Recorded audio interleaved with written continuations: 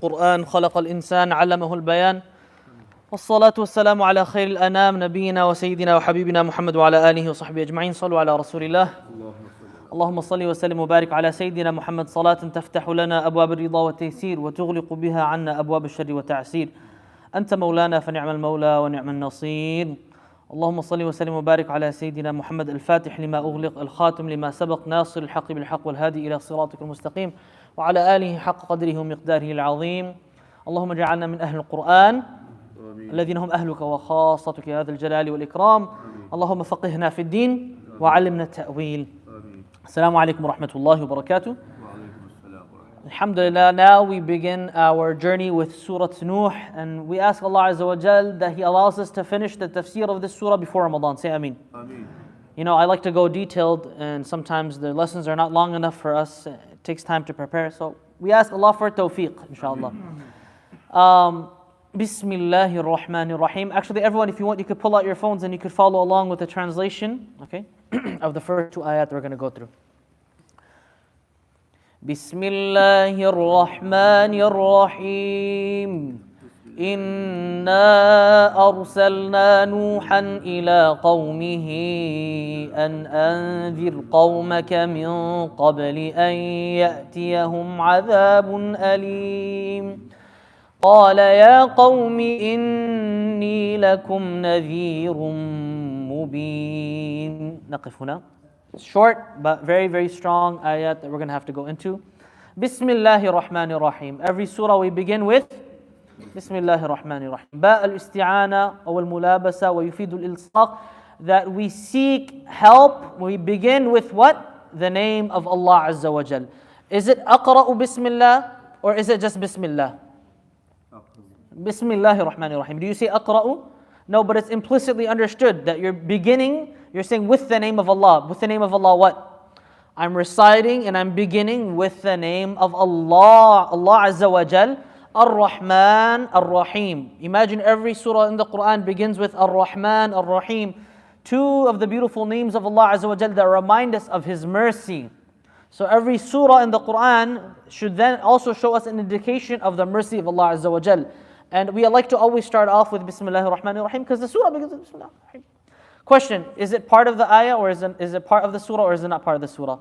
No, it is not. اختلاف. أنت عسل يمني. Huh? He's أصلي عسلي. It's اختلاف. What? The best opinion is my teacher Shaykh Abdullah Shanqiti. He did talkhis of it fi jumla. He summarized it in one sentence. Abu Hanifa says this, Shafi'i says this. That's why if you ever see a Somali brother lead salah, Somali hafiz or qari, what do? Bismillahir Rahmanir Rahim in the Fatiha and in each surah. Why? Because he's Shafi'i, right? You see the Hanafi, like myself, when I lead salah, I don't do out loud. Does it mean I'm not reading it? I'm reading it, sirran, okay? But the question is it part of the ayah? Is it not part of the ayah? Shaykh Abdullah Shanqiti gave the best talkhis ever. If you go through the aqwal of the ulama, you'll go read pages. This person has this daleel, this person has this daleel, this has this daleel, this has this daleel. Ana aqul lakum, just as the qira'at of the Quran that differ from one another, some of them had added words, yes or no? Yes. Some of them have added letters, yes or no? Yes, the different qira'at of the Quran. Sari'u wa sari'u. Where'd that wow go? So it's not in the different qira'ah. So just like that, if you look at the qira'ah of Ahl al-Madinah, the qira'ah of the people of Basra, they didn't do ithbat al-basmala. Is it in the mushaf though? If you look back at the earliest manuscripts, do you find basmala in the manuscripts? Yes. Okay, so they say you start with Bismillahir Rahmanir Rahim tabarrukan, not necessarily that it is an ayah from the surah itself, okay? Not necessarily that is an ayah in and of itself. Or you take the opinion of Shaykh Abdullah Shanqiti that some qira'at assume it to be an ayah and others not assume, they take it to be an ayah, like the qira'ah of Makkah. Where was Imam al-Shafi'i? Ahl Makkah. And they, from the qira'ah of Ahl Makkah and the qira'ah of Kufa, they did ithbat of basmala. So you see the difference. Bismillahir Rahmanir Rahim. إنا أرسلنا نوحا إلى قومه أن أنذر قومك من قبل أن يأتيهم عذاب أليم. We sent Nuh to his people and said to him, Warn your people before a painful punishment comes to them. Last class we discussed the theme and the major themes of the surah. Yes or no? We went over if it's Makki or Madani. We went over how many ayat. We're not going to go into that discussion. You know, if a hadith is missing one link in the chain, what happens? Can it become from the Sahih hadith? From the conditions of a hadith being Sahih, what does it have to have? Ittisal sanad, right? So if a person, he attends one halaqah and then he misses 2, 3 before, he's going to be like, what's Shaykh talking about? Because the chain is broken. So you have to go back and connect the chain on YouTube and listen to the other durus before. So إِنَّا أَرْسَلْنَا نُوحًا إِلَىٰ قَوْمِهِ أَنْ أَنذِرْ قَوْمَكَ مِنْ قَبْلِ أَنْ يَأْتِيَهُمْ عَذَابٌ أَلِيمٌ. There's 2 surahs that discuss and stick to the story of one prophet. Surat? No, before that in the Quran. Yusuf. But Surah Yusuf is very unique because it's the entire surah. Surah Nuh, this surah, does it discuss any other prophet or just Nuh alayhi salam? Just Nuh, right? So this is very unique in that regard. It's similar to Yusuf, but of course Nuh is also mentioned all throughout the Quran, especially in Surah Hud. Inna arsalna, we sent. There are few surahs that begin with inna, and throughout the Quran you'll find ayat that begin with inna. What does inna mean? Surely we. Surely we. Inna, and then the royal we, inna. Na, okay? The royal we. Inna anzalnahu fi laylatil qadr. Inna a'atinaka al-kawthar. Inna fatahna laka fathan mubina. Inna arsalna nuhan. What is the connection through all of these surahs? Anytime Allah Azza wa Jal mentions with the emphasis of inna and then the royal we, you'll always find that there is a great blessing that is mentioned after and an honor that is given after, a blessing, a gift you could say from Allah Azza wa Jal, because it's so fitting for the royal we with inna to then come with something that's also of great status. And also a sense of responsibility that is now due upon those that are receiving the surah. Inna fatahna laka fathan mubina. In order to do fatah and get fatah Makkah, what do you have to do? Inna a'atinaka al-kawthar. What does Allah immediately command him? فَصَلِّ لِرَبِّكَ وَانْحَرْ.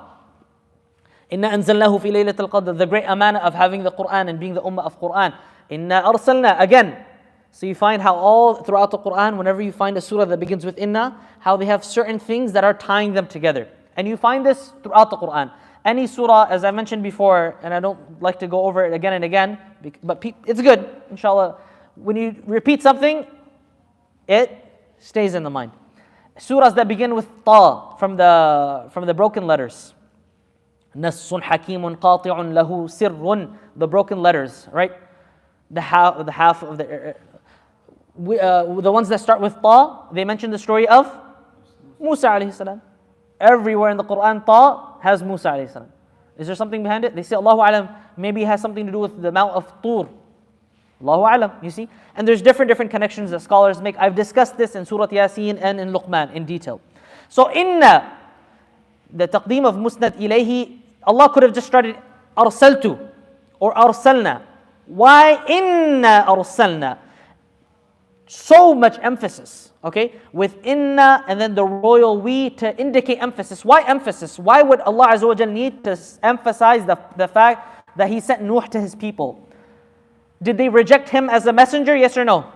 Yes. So Allah Azza wa Jal here is emphasizing that he was sent by Allah. Inna arsalna Nuhan. Allah Azza wa Jal sent him. Because they said, oh, he's just like a man like us. Oh, he's lying. Or they're making a mockery of him while he's making the ark. So Allah is emphasizing inna arsalna, and also to show that this story, what's going forward, is something of great importance. The da'wah of Nuh and the lessons to take from this is something that is very important. So listen up. Inna arsalna. Arsalna, to send. Okay, it's the opposite of imsak. It's to hold something back is imsak. The opposite of it is to let something go. Why is Allah Azza wa Jalla sending him? For a mission. For something that he's responsible for now, Nuh alayhi salam. To do da'wah. Inna arsalna Nuhan. Nuh, was he from the Nuh? Is that a non-Arab name or an Arab name? Non-Arab. Thank you. But non-Arab names throughout the Quran, if they are in the state of nasab, okay, like ra'aytu, you would say ra'aytu Ibrahiman or ra'aytu Ibrahima? Ibrahima. Fatha. Why? Mamnu' min as-sarf. Nuh is from those non-Arab names, but because it's 3 letters, Nuh, Lut, it becomes, it takes the rulings of i'rab. That's why you wouldn't say, Inna arsalna Ibrahiman, or Inna arsalna Ishaqan. No. But Inna arsalna Nuhan, because it's 3 letters only. So it takes a specific ruling, like Nuh, like Lut, all of the prophetic names or any names that are non-Arab, but they still take the rulings because they're only 3 letters. You see? What does Nuh mean? Who knows? Nuh, the name itself. Who knows? So this is the opinion that a lot of mufassirun mention, but the mufassirun that delved into the tafsir of the Quran, were they aware of the previous scriptures and had knowledge of the other languages? No. But there was a recent scholar, and this is why, subhanallah, how much do they say it's a statement, كم ترك السلف للخلف, how much have the earlier generations left for later generations to now bring up. And so there's a very beautiful book, and I've discussed this in Fajr Quran before, where they look at, where one scholar, he took and studied the previous scriptures and studied the other languages and saw what they called it, and then it's a great study, thousands of pages, okay? I'll give you the khulasa. Nuh comes from al-inakha. They say over here, naha yanuhu means he was crying a lot. This is not fitting for a prophet, crying a lot. Unless you say it's crying and calling his people. But it comes from al-inakha or an-nawkha. Al-inakha, an-nawkha, which means someone who's settled and he does not move away. Okay? Meaning that he is an-na'ikh or al-mutanawwikh. Okay? Someone who stays firmly in place and he does not depart. How long did Nuh alayhi salam give da'wah? 950 years to his people. So he was truly Nuh. The one who was there, he stayed firm and he continued and continued. ألف سنة إلا خمسين عاما. Imam al-Nawawi in Tahdhib, okay, he mentions that from all of the prophets, who had the longest life? Nuh alayhi salam. Nuh alayhi salam had the longest life. And then some people say Khadr alayhi salam. We're not going to go into that, okay? We're not going to go into that. But Nuh alayhi salam, I'm talking about agreed upon. Nuh alayhi salam had the longest life from amongst the prophets. Imam al-Nawawi, he mentioned this, okay? So what is something that distinguishes Nuh from the other people, the other prophets? Inna arsalna Nuhan. Who is Nuh? We discussed him in many khutbahs if you remember. He is the first Rasul. He is the second father of mankind. They also call him Adam al-Thani, the second Adam. And he is Shaykh al-Mursaleen. He is Shaykh al-Mursaleen. He lived a long life. So Nuh alayhi salam, okay, he is the first messenger who was sent after the children of Adam differed in the way of their father Adam alayhi salam's religion, which was to worship Allah and Allah alone. So Nuh alayhi salam was the first messenger sent to people as a warner. As a warner. Kuntum, now what's the ayah? That كان الناس أمة واحدة. They were all one people. فبعث الله النبيين مبشرين ومنذرين. So this is Nuh alayhi salam. Question now, is Idris before Nuh or after Nuh? Is Idris mentioned in detail in the Quran? No. Is he mentioned, barely mentioned in the Quran? Is he before Nuh or after Nuh? According to Ahlul Kitab, he's before Nuh. According to Ahlul Kitab, Idris came before Nuh, and I think they called him Enoch, and he is a great grandfather of Nuh, according to Ahlul Kitab. Imam al-Alusi in his Tafseer, Ruh al-Ma'ani, an amazing Tafseer, he mentions and he reports from al-Mustadrak by al-Hakim that according to, and this is his naqal, not from me, okay, Mustadrak, that according to the majority of the Sahaba, Nuh alayhi salam was before Idris. According to majority of the Sahaba, that Nuh alayhi salam was before Idris. So, and there's some discussion even between the ulama of Ahlul Sunnah, when did Idris come? It's not like this is a completely agreed upon, there's some difference of opinion, okay? Inna arsalna Nuhan ila qawmihi, to his people. Where were his people? Close to, Alusi mentions, close to Jaziratul Arab, close to the Arabian Peninsula. Did Allah give his people a name? What did Allah call the people of Hud? Ad. What did He call the people of Salih? What did He call? Each nation you find that they have names. Okay. كذب أصحاب الأيكة إذ قال لهم شعيب أصحاب الأيكة. Okay. Did the people of Nuh alayhi salam have a name? No, they did not have a specific name. Why? Why are names given? Tribal names or names of people, when you have to distinguish them from others. For example, you're from Somalia, I'm from Pakistan, you're from Afghanistan. Why? Because we have different nations, different countries, different tribes, different things. The time of Nuh alayhi salam, how many people are there? Very few. Very few. And so, do they need to have a distinguishing name for their people that takes them away from others? No. And so the ulama mentioned, if he was sent then to all the people of his time, what's the difference between him and Muhammad sallallahu alaihi wasallam? What's the difference then? If he was sent to his people, which were basically everyone, what's the difference between him and Rasulullah sallallahu alaihi wasallam? One of the Shanqiti scholars, he mentions this, okay? He mentions that the Prophet sallallahu alaihi wasallam, he is the Prophet from the beginning of time till the end of times. He is the Prophet only for that time period or for everyone after? Everyone after. On the Day of Judgment, the Prophet ﷺ, his intercession is only for our ummah or for all of the children of Adam? وَمَا أَرْسَلْنَاكَ إِلَّا رَحْمَةً لِلْعَالَمِينَ sallallahu alayhi wasallam. Okay, so there's a lot of things that are different. The people back then, did they live at the same lifetime and lifespans as us, or did they live longer? Longer. Much longer, okay? And so perhaps a hikmah from this is that Allah Azza wa Jal put them in such a way so that they could have more and more offspring. Because then at that time, we're 8 billion people now. How many billion people?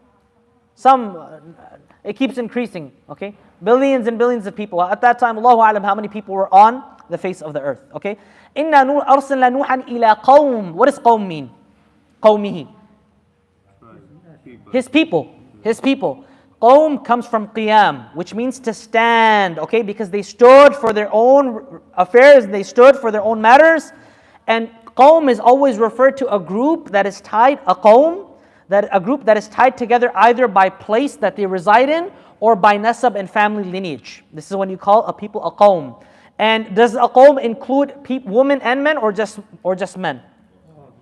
Both. But if you look at the Quranic usage, you'll find also that it's only referring to men. For example, يا أيها الذين آمنوا لا يسخر قوم من قوم, and then also comes after ولا نساء من نساء. You see? So qawm could also be specifically for men, but over here أرسلنا نوحا إلى قومه, his people, which includes men and women. Why was he sent? Allah Azza wa Jalla tells us, إِنَّا أَرْسَلْنَا نُوحًا إِلَىٰ قَوْمِهِ. Why ya Allah? And over here is tafsiriyya. Okay? Why ya Allah? And أَنذِرْ قَوْمَكَ. Irsal also has an element that it's also said to him. Okay? It's said to him, and أَنذِرْ قَوْمَكَ, that you warn your people. Why did Allah say, إِنَّا أَرْسَلْنَا نُوحًا إِلَىٰ قَوْمِكَ أَنْ أَنذِرْ قَوْمَكَ, and not أَنْ أَنذِرِ النَّاسِ? Why did Allah say to warn your people, warn your qawm, and not warn an-nas, warn people? Why not warn all people? Why that? It's as though Allah Azza wa Jal here is trying to ignite the emotions of Nuh alayhi salam, that Ya Nuh, these are your people. You're connected to them. These are your own people. Ya Nuh, and anzir qawmak, these are your people. So you should have a feeling of connection to them that would ignite you to going and giving da'wah strongly. That from your people are your own children, are your neighbors, are your beloved ones. This is what Ibn Ashur mentions. Okay? That inna arsalna nuhan ila qawmik, what? To ignite his emotions, to make him feel this emotional weight. That's why, remember, we covered this surah in the last, how emotional this surah is. Because now, if you have an emotional attachment to the people you're giving da'wah to, how is the da'wah going to reach them? If your heart is broken and your heart is not attached to the people you're giving da'wah to, is it going to reach the heart?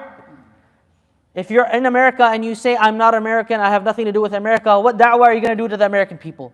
But if you say, I am from the people here, and I want the people here to go to Jannah alongside with me, I want the people that are here that are non-Muslim to understand Islam and to accept Islam, is your da'wah going to have impact? Yes. أَنْ أَنذِرْ قَوْمَكَ, your people. أَنْ أَنذِرْ قَوْمَكَ مِنْ قَبْلِ أَنْ يَأْتِيَهُمْ عَذَابٌ أَلِيمٌ, before a painful punishment comes to them. Min qabl, min over here is libtida'il ghaya. Okay, from the meanings of min is libtida'il ghaya, which means a starting point. Okay, starting point. That before the adhab even starts, safartu min huna ila hunak, you start from here, right? Allah Azza wa Jalla tells you to wash from what? Min huna ila hunak. Min is the starting point of something, okay? Min qabl, it also gives an element of mubadara, a state of urgency, that before it comes to them, before the adab comes to them, go and, there's a state of urgency that go and give da'wah to them. Min qabl. It's like if you were to say, Adrik ibnak min qabli an yasqut. Go grab your son before he falls down. Min qabl. So there's a state of urgency, you see? Min qabl. An ya'tiyahum adhabun alim. Before a painful punishment comes to them. This painful punishment that Allah Azza wa Jalla is telling him to warn his people about, is it of the dunya or the akhirah? Where? Come on, tell me, who? Dunya, akhirah, both. Both. But if you look at the siyaq of the ayat, it really fits especially the punishment, the painful punishment of the dunya first. Before even the akhirah. Before the flood comes and encompasses them and drowns them and destroys them. So to warn them of that flood. Min qabli an ya'tihum adhabun alim. Or also the punishment of the hellfire. Or even adhab qabr. Because is there punishment in the grave? Yes. We ask Allah, Allahumma ja'al qubur rawda min riyadil jannah. Say ameen. And not hufra min hufar al-nar. What did Allah say in the end of the surah? Mimma khati'atihim ughriqu. Both. Ughriqu fa'udkhilu nara. So you see punishment of the dunya and the akhirah. So how was his inzar? How did he warn them? The next ayah clarifies to us. How did he warn them? Okay, so istitnaf, beginning of a new sentence, bayani, explaining. An anzir qawmaka min qabli an ya'tiyahum adhabun alim. Then what do you say? Qal, ya qawmi. How did he give da'wah to them? How did he warn them? Ya qawmi, inni lakum nadhirun mubin. Nuh alayhi salam, he proclaimed, he calls out, ya qawm, inni lakum, O my people. Ya qawmi, inni lakum nadhirun mubin. I am truly sent to you with a clear warning. So he is calling out, ya qawmi. Why is he calling them ya qawmi? It's as though he's saying, you are my people, you are from me, I am from you, listen to me. It's coming from a place of someone who is from you, who cares about you, who wants the best for you. So Nuh alayhi salam here is trying to get their heartstrings. He's calling their attention in a way that they're going to listen to him. If you call someone and you say, oh my son, come here, what is he going to do? He's going to come.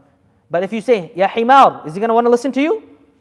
Of course not. I'm just saying a random example. He's saying, ya qawmi, why? To pull their hearts. Listen to me, listen to my da'wah. Ya qawmi inni lakum nadhirun mubin. Wallahi, I read the most interesting story of a scholar by the name of Ibn Daqiq al-Eid. Ibn Daqiq al-Eid, he had a lot of izzah, okay? He had a lot of, you could say, respect, okay? Respect for himself. And he was one time attending a lesson, okay, from a scholar in Nahu, in Arabic grammar. And the scholar had asked a question. Okay, he asked a question, and nobody could answer. And he said, it looks like in front of me is just all donkeys. And after that, Ibn Daqiq al-Eid, he never attended his lesson after that. You see, so the harshness of a teacher sometimes can push students away. So Ibn Daqiq al-Eid, he had too much respect for himself. He said, "Ana la urid hadha al-ustad."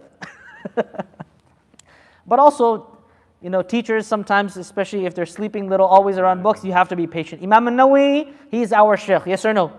If you remember in Tibyan, he showed us how to be patient with our teachers. Inni lakum nadhirun mubin. Of course, not to say that this is justified.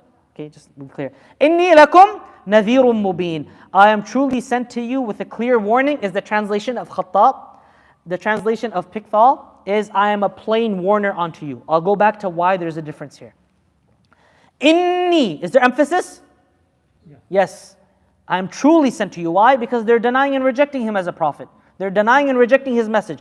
Inni, I am truly sent to you. Lakum nadhirun mubin. Nadhir is on the pattern of fa'il, rahim, tawil.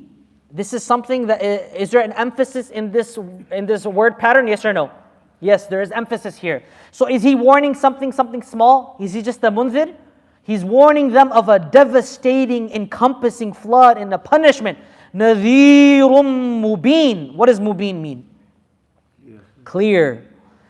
But it could give two different meanings here in this ayah, and you find this expressed through the translations of the English translations.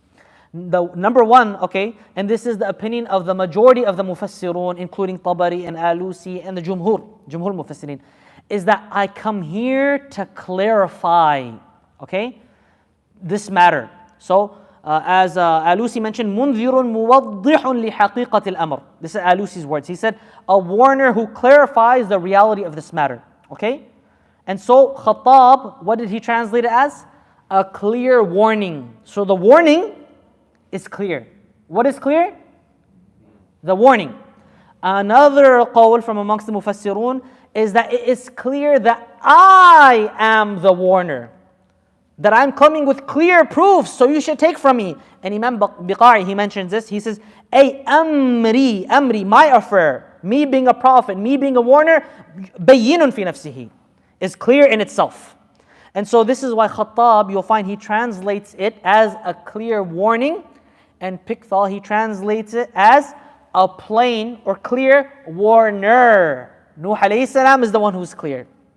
And the other one, but the majority of the Mufassirun, they say the inzar itself is the one that is clear. We'll end here inshallah ta'ala and we'll pick up next class بإذن ta'ala. اللهم اجعل القرآن ربيع قلوبنا ونور صدورنا وجلاء أحزاننا وذهاب همومنا وغمومنا وصلى اللهم على سيدنا ونبينا وحبيبنا محمد وعلى آله وصحبه أجمعين. Before anyone gets up, please, we have a visiting Jamaat, alhamdulillah. They're going to give us a short reminder. So please do stick around and listen to the inzar. Like Nuh alayhi salam, he's doing inzar to his people. Now let's listen to the inzar. But please do bishara and not inzar, inshallah. Good news. Bismillah.